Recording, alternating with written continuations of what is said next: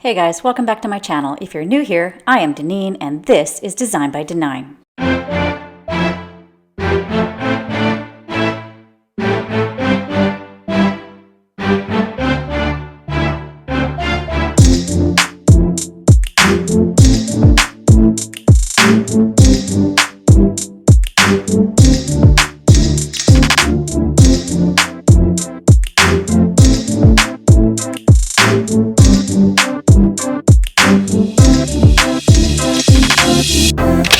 Today I'm participating in the Craft Your Stash Challenge hosted by Antoinette at Simple Yet Chic.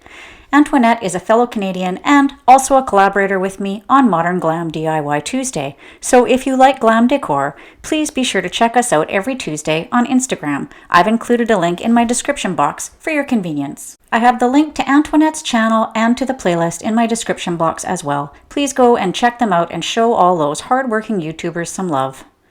Today I am sharing some fun and glam wall lighting which was created almost exclusively with Dollar Tree supplies. You can use these wall sconces indoors or out. They are the perfect way to add some ambient lighting to your patio space since they have battery-powered light sources. Okay, go grab your glue and meet me in the craft room. It's time to craft up your stash.